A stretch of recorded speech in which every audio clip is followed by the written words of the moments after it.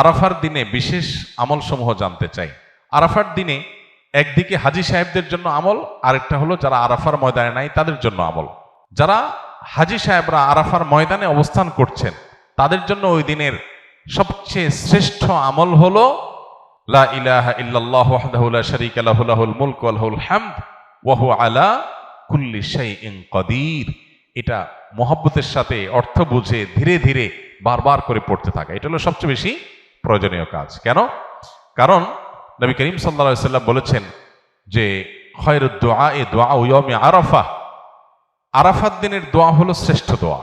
ওয়া খায়রু মা কুলতু আনা ওয়ান নাবিয়্যুনা মিন ক্বাবলি, নবীজি বলেছেন আমি আর আমার পূর্বের যত নবী রাসূল এসেছেন সবাই যত দোয়া আল্লাহর কাছে করেছে এর মধ্যে সবচেয়ে উত্তম হলো এটা, লা ইলাহা ইল্লাল্লাহু ওয়াহদাহু লা শারীকা লাহু লাহুল মুলকু ওয়া লাহুল হামদু ওয়া হুয়া আলা কুল্লি শাইইন কাদির।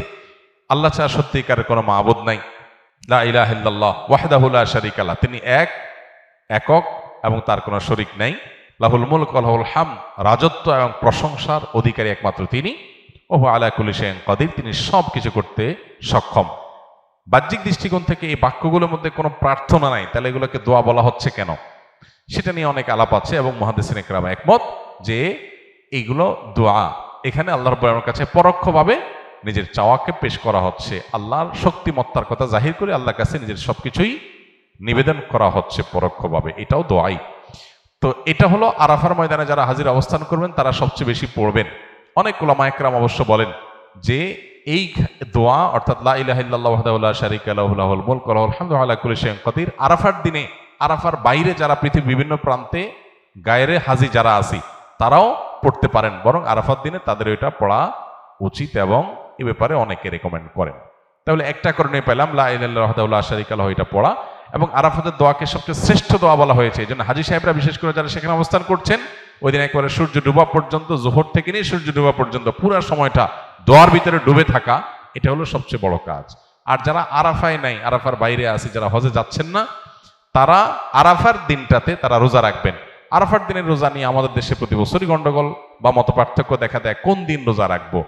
এটা কি হাজিরা অবস্থান করছে ওই দিন, নাকি আমি যে দেশে আছি সেই দেশে যখন জিলহজের 9 তারিখ হবে? তো এটা নিয়ে উভয় পক্ষেই দলিল আছে, যুক্তি আছে, দুই মতেরই সপক্ষে আলেমদের বক্তব্য আছে।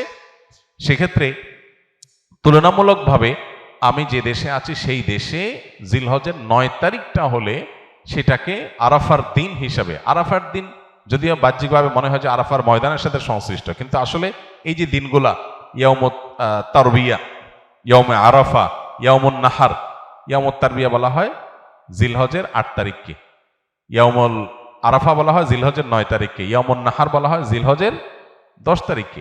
এখন এই নামগুলো যদিও হাজিদের হজের সাথে রিলেটেড, কিন্তু হজের বাইরে যারা আছে তাদের জন্য আপনার ফিকহের কিতাবগুলোতে বিভিন্ন দ্বীনি কিতাব পুস্তকে ইয়াউমে তারবিয়া, ইয়াউমুন নাহার বলা হয়েছে। এর মানে এটা না যে হাজিদের সাথে মিল করতে হবে, যে দেশে যেটা হবে সেটাই প্রযোজ্য হয়।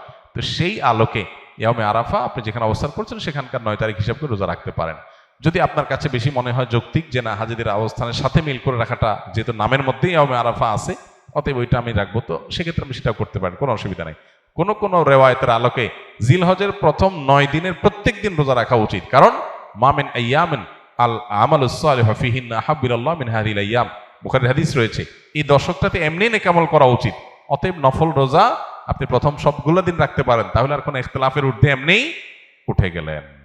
অতএব আরাফার দিনে আরাফাতের বাইরে যারা আছেন তারা রোজা রাখবেন, আর আরাফাতে যারা আছেন তারা কি করবেন? ওই যে লা ইলাহা ইল্লাল্লাহু ওয়াহদাহু লা শারীকা লাহু বেশি পড়বেন, আর বেশি বেশি আল্লাহর কাছে দোয়া করবেন। দোয়াটা অবশ্য আমরা আরাফাতে যারা নাই তারাও করতে পারি।